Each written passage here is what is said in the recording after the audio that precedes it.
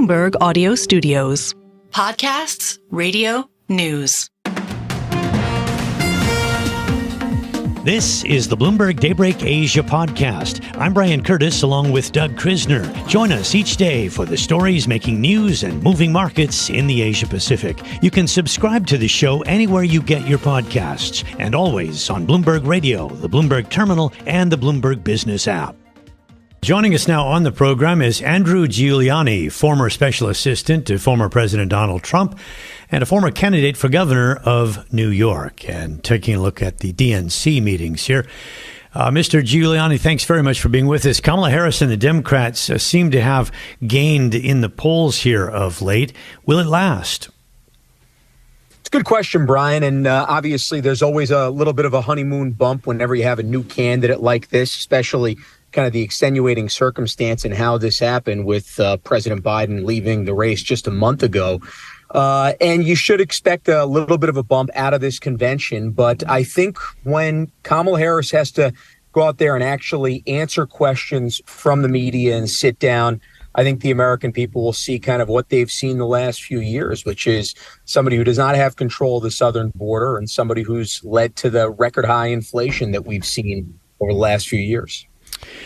The House will be an interesting battleground. Republicans have an 8-seat advantage there. We understand that there are 22 seats that are rated as a toss-up. At least were done so by the Cook Political Report with Amy Walter, which is considered nonpartisan. How do you see things moving through the House?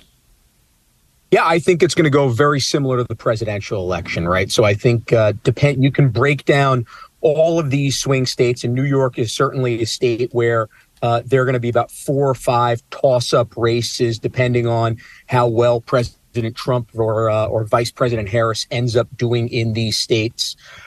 So I really think that not just the House of Representatives, but looking at the Senate as well, these are going to be really, really close races coming down to November 5th when we get into actually early voting. So, it really can go either way at this point. I do think the American people, though, will have the opportunity to see kind of both candidates up there together on September 10th when they're out there actually pitching to the American people during this debate. You mentioned inflation as a leading issue. We've got the Fed that is getting ready to cut interest rates in September, or at least that's how it appears. Are the Republicans starting to lose inflation as a key issue in that inflation is coming down? I don't think so. Just because inflation actually reached 9% or so under this current administration back in 2022. So it is coming down from where it was.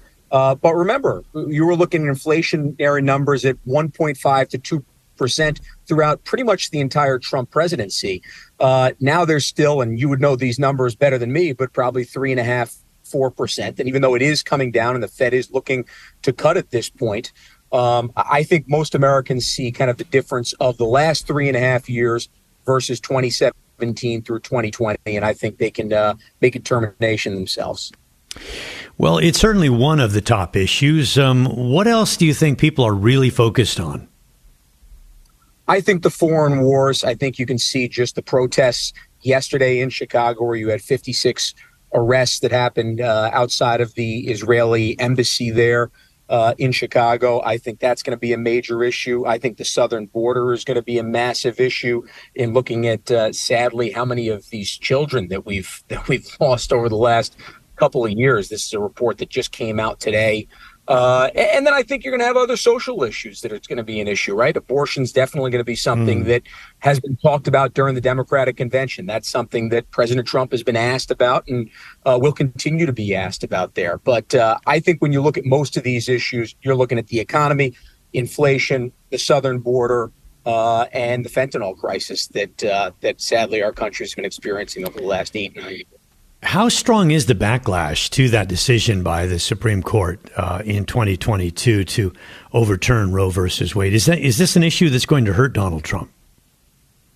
I don't know, because, I think President Trump has answered this question in terms of where he feels on the states and also kind of some of the early term abortion measures that that were discussed there. So I don't know necessarily how much it actually hurts President Trump when you look at actually the swing states that will matter. But it's a question that he has been asked. He'll continue to be asked.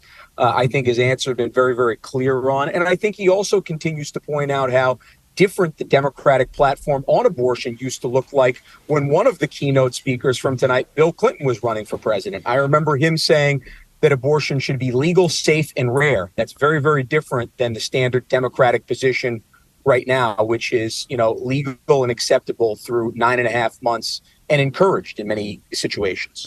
It's interesting because center-left Democrats are framing the Harris-Walz ticket as moderate, and yet it's a ticket that has been called communist and Marxist by Donald Trump. How do you see the ticket? I think it's highly progressive. I think when you look at what Kamala Harris, and she certainly had changes of on her platform of opinion over the last 5 weeks, it seems like. But when you look at the things that she's represented, the way that Governor Walz has governed some of the strongest COVID lockdowns in the country under his on his watch, when you look at some of the crime rising in Minneapolis, Minnesota, while he's been governor, I think it's a very, very progressive ticket. Obviously, I think you'll have Democrats paint this as center left, but I think it's pretty hard left when you look at the actual position of both of them. All right, Andrew, thank you very much for taking out the time to be with us. We always enjoy the session. Andrew Giuliani, former special assistant to former President Donald Trump, and also a former candidate for governor of New York. Bloomberg Opinion, informed perspectives, and expert data-driven commentary on breaking news. It is 9:43 p.m. on Wall Street. Time to check in with Bloomberg Opinion. We're joined by opinion columnist Barbara McQuade. She's professor at the University of Michigan Law School. In her column, she wrote recently about how Kamala Harris has been using her prosecutor background to contrast herself with Donald Trump. Tell us how you define that contrast. Well, I think one of the things that we hear so often is that one group is tough on crime and that their opponent is weak on crime. And Kamala Harris, literally wrote the book on why that is a false choice, that you can be thoughtful on crime. The title of her book was actually called Smart on Crime. And when I worked as a U.S. attorney during the Obama administration, we actually adopted many of those policies and saw a reduction in the crime rate as well as a reduction in incarceration. So I think that she can really stand on that record in a way that is effective as opposed to relying on, kind of cheap rhetoric. Crime statistics, though, pretty easy to mine for cheap rhetoric, though, right? I mean, many is the policeman who said to me, or policewoman who said, well, look, we're not sure if crime's rising or falling, or if it's reports of crime that's rising or falling. There's really fertile ground here, right? Absolutely. And, it's something that we see so often in political campaigns with scare tactics and fear mongering, because you can always find one awful example of a crime of, someone a judge gave a second chance to, or somebody who came and committed some horrific crime, and then, put it at the feet of your rival and say, this is the kind of world candidate X wants to live in. But I think that if we can get past the sound bites and the memes and some of those kinds of things and really dig into the data, crime rates have been trending steadily downward in the United States in recent years. You might not know it because of some of the rhetoric about our, crime-riddled cities and other things. Certainly crime is too high. Any crime is higher than we want it to be. But, there are evidence-based strategies that have been useful and successful in many parts of the country. There was one that we did in Detroit that was based on the Smart on Crime strategy called Project Ceasefire. And it is focusing on the people who actually use guns to kill people who are in street gangs. And so the program required members of street gangs to come in as a condition of parole or probation. And there was a carrot and a stick. The carrot was, if you put down your guns, there are programs available to you. You can get jobs, you can get drug treatment, you can have other opportunities for becoming an active and productive citizen in society. But here's the stick. Here's your criminal record. If you commit another crime with a gun, you will be prioritized for swift enforcement. And in the neighborhoods where that program operated, we saw a dramatic decrease in gang shootings. And so there are thoughtful ways about this, and Kamala Harris has really pioneered those in her work as a prosecutor, and she really ought to tout that work, I think. Barbara, when we look at the heartland and we look at the South, when they talk about the economy, the U.S. economy is actually doing pretty well. But for people in the heartland and the South, they feel that it's terrible. For crime, we understand that the numbers are that crime has come down. Violent crime in particular has come down over a considerable period of time. But if you ask people in the heartland and the South, they feel as though crime is out of control. How can we get at that disconnect? Yeah, I think it's an important part of messaging and an important part of sharing information with people. There are politicians who will use fear as a way to campaign and try to win hearts and minds and let people believe that crime is on the rise, especially crimes committed by immigrants. I think we certainly have an immigration challenge in this country. And from time to time, we do see crimes committed by immigrants. But actually, the number of crimes committed as a percentage by immigrants is less than crimes committed by non-immigrants. And so I think providing data for that information can be very important.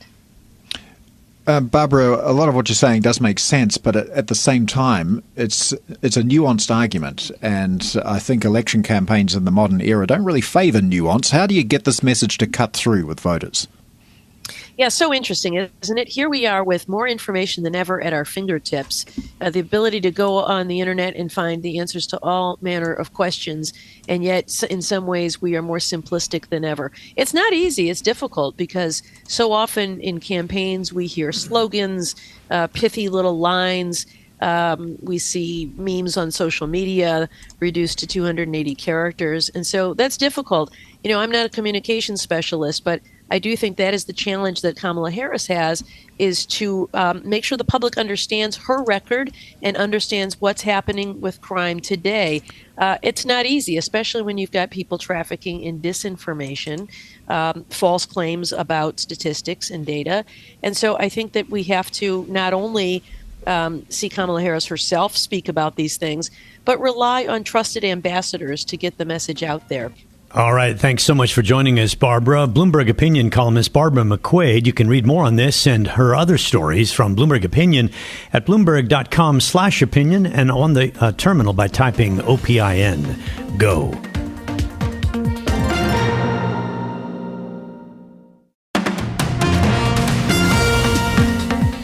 I'm Brian Curtis, along with Paul Allen, and joining us now on the program is Herald van der Linde, head of Asia-Pacific Equity Strategy at HSBC. I'm not sure, Herald, where you'd like to start, whether it's China, Japan, or some of the other markets. But how do you like the environment at the moment? Yeah, no. Hey, good morning. Good morning, all. Where do we start? Maybe we start with what the Fed is doing, what it's doing to the Japanese yen, right? So we've seen in Japan that particular trade, that carry trade, that weakening of the yen, that story seems to be over now, over the summer. The yen has significantly strengthened. That will take a bit of a sting out of the earnings in Japan. And the question then really is, where does that money go to in the region? And is China going to be attractive enough to absorb that money, or does it leave Asia and go somewhere else? Yeah, the yen has significantly strengthened, but still by historical standards, 145, not particularly strong. How much stronger do you think it's going to get? Yeah, I mean, what we've seen, of course, now is that there's a reset in expectations, right? The Japanese have raised interest rates. Now they've cooled off a little bit from that. The Fed, as you guys have been talking about, is ready to cut interest rates quite soon. So that interest rate differential is going to narrow, and they're narrowing a little bit faster than what we thought, say, a month ago.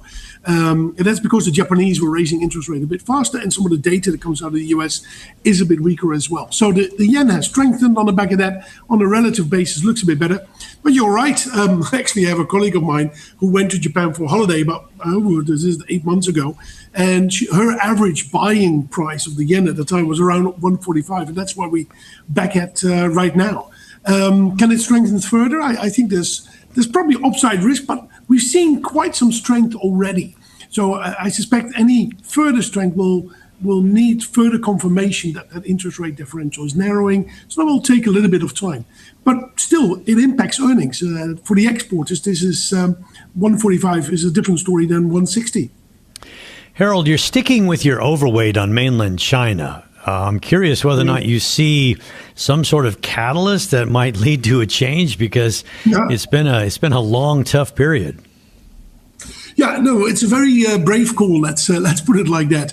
When we put that call on in the beginning of the year, we said, listen, there's a rebalancing in markets taking place, and therefore China can do well. And it did then well in, say, what was it, February, March, April. And we thought that maybe there was going to be some policy support. There were initial green shoots to the property market. But in particular, if you look at the amount of deposits in Chinese banks by households, it is massive. Chinese households, you can really understand why. They're not buying property. They've left the stock market. They are uncertain of their future. So they've put a lot of money simply in bank deposits. But at the moment, they're not making any money there. And you see that they're starting to take on risks. They put some money in bond funds, but you're not really making money there either, because these bond yields have fallen. So the next step is, will they put some money in, for example, equities? Now, you need a catalyst for that. And I'll be very frank, it's very difficult to identify that catalyst. They need to have some confidence that things are improving. And those green shoots in the property market, they were there in kind of July, but they're not really there in August. So it's a bit of a waiting game.